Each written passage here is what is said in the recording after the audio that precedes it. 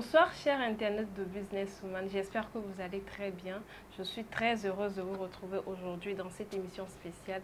Aujourd'hui nous assistons à diverses déclinaisons du pagne en ces divers motifs, surtout le concept du prêt-à-porter qui nous montre les divers talents de nos différents créateurs. Et aujourd'hui nous sommes à la rencontre d'une styliste, créatrice, une boutique de prêt-à-porter avec la directrice Tchandikou Mira Zita. Et nous allons causer avec Mira pour voir comment elle est inspirée pour ses créations et de découvrir les multitalents qu'elle a. Bonjour Mira. Bonjour. Comment tu vas? Je vais bien. Pourquoi Mira Fashion? Mira Fashion, c'est en gros la première idée qui m'est venue et je voulais que mon nom soit relié directement à ma structure de sorte que quand on l'entend, on fait une référence par rapport à moi. Donc c'est pourquoi vous avez choisi Mira Fashion. Avez-vous toujours su ce que vous ferez dans votre vie?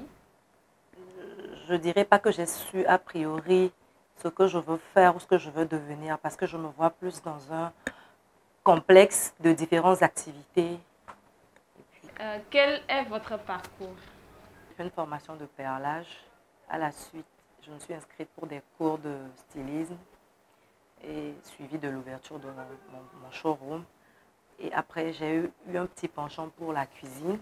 Je me suis fait former, d'où l'ouverture de la Mira, un bar-restaurant. Et là, je suis en train de me lancer dans la déco. Voilà. Vous arrivez à vraiment gérer?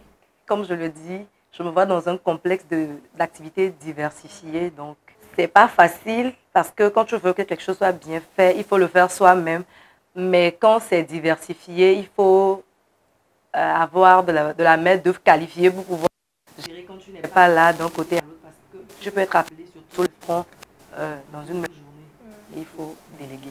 Comment définissez-vous votre style? Je ne dirais pas que j'ai un style propre en tant que tel à moi, puisque ma clientèle se réfère à moi pour des commandes. Donc, je suis obligée de mettre un peu de tout pour pouvoir toucher ma clientèle et les amener à commander.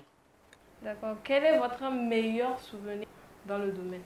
Mon meilleur souvenir, je dirais une vente privée, juste une année après la fin de ma formation, qui était, je dirais, un succès, puisque la communication était parfaite. Je n'étais pas du tout prête, mais avec un peu de boost ici et là et un max de partage, je crois que c'était un succès. C'est le meilleur souvenir que je garde dans ce domaine. Donc, entre toutes vos activités que vous faites, est-ce que la création, le stylisme est celle que vous aimez le plus ou vous avez un penchant pour les autres? À cette question, je dirais oui, parce que naturellement, j'aime la mode. J'aime la mode, j'aime les vêtements, j'aime avoir à agencer les choses et tout. Donc, je dirais que oui, c'est ma passion carrément, je dirais. Donc, vous travaillez avec des gens sur le projet du stylisme ou c'est vous seul qui faites la confection des vêtements? Non, je travaille avec des gens parce qu'il y a des moments où quand tu es seul, tu reçois des commandes de douzaines, de 24, tu ne peux pas gérer. Donc, il faut forcément des gens pour travailler avec moi. J'emploie des ouvriers à temps partiel, vu que c'est plus un prêt-à-porter qu'un atelier en soi. Donc, j'emploie des gens à temps partiel. Mais je prends quand même des commandes aussi instantanément quand le client voit un tissu qui ne l'intéresse pas et qu'il voudrait avoir un autre motif de tissu ou sa size que je n'ai pas en vente. Comment arrivez-vous à faire la communication autour du prêt-à-porter et tout?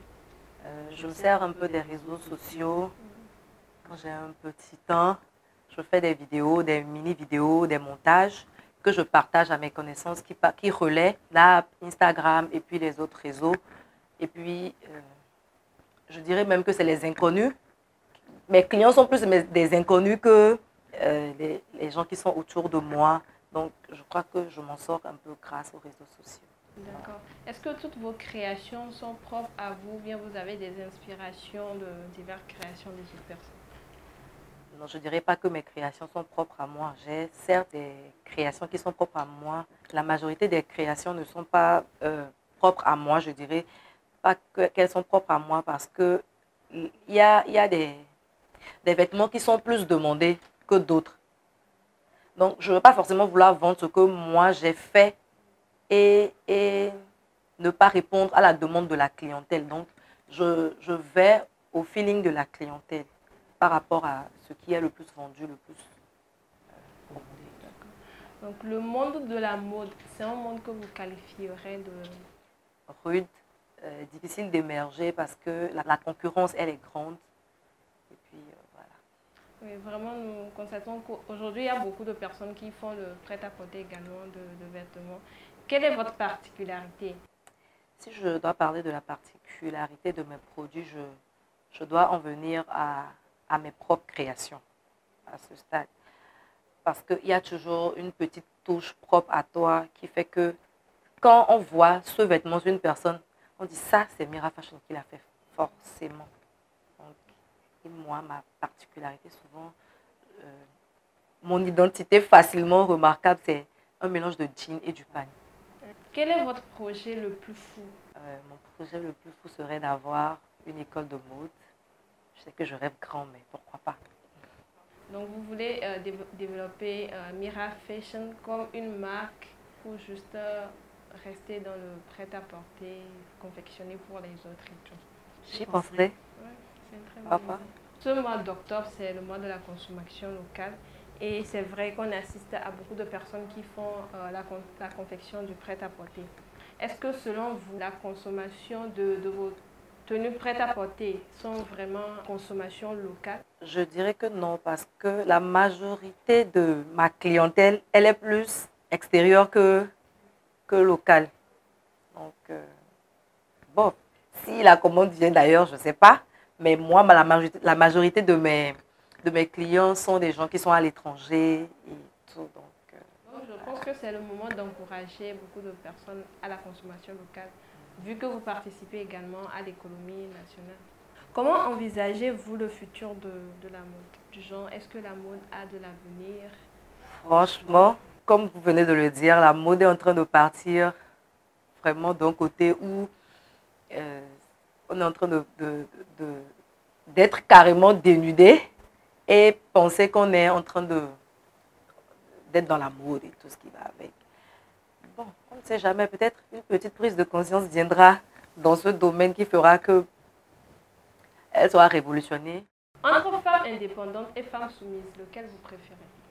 On peut être indépendante et être soumise.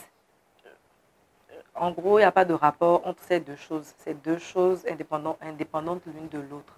Donc, à la base, la femme, elle doit être soumise. Donc, acquérir une indépendance ne lui donne pas des ailes de devenir une femme qui n'est pas soumise. Donc, voilà. Alors, quel est votre message en l'endroit des femmes et de tous les Togolais? De nos jours, la jeunesse ne veut plus trop apprendre de métier, ne veut plus se donner, se battre pour réaliser leurs rêves, un peu comme s'ils ont perdu de l'espoir et tout. Je dirais qu'il faut juste avoir la foi en soi, persévérer.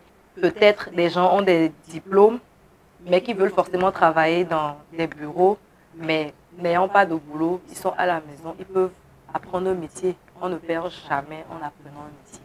Donc, il n'y a pas de sommité. Il n'y a pas de On peut tous sommité. tenter sa chance. Voilà. Ok, merci de nous avoir accordé ce moment d'interview.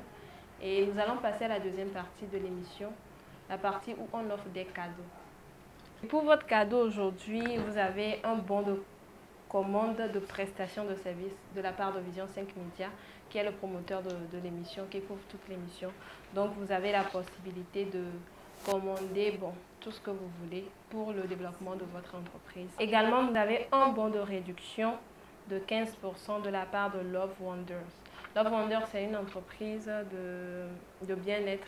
Ils sont surtout spécialisés dans les secrets intimes de femmes, donc de ces différents produits-là pour la santé intime des femmes.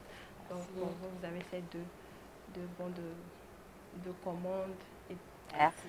Donc, merci beaucoup d'avoir accordé votre temps, votre précieux temps. Et merci de nous avoir fait visiter votre showroom, c'est vraiment joli. Nous sommes à la fin de cette émission. Merci de nous suivre massivement et surtout merci pour vos mots d'encouragement que vous nous adressez. Surtout pour celles qui veulent passer dans l'émission, n'hésitez surtout pas à nous contacter. Businesswoman, c'est tous les 2e et 4e mercredis du mois sur votre chaîne préférée, Vision 5 TV. Bye bye.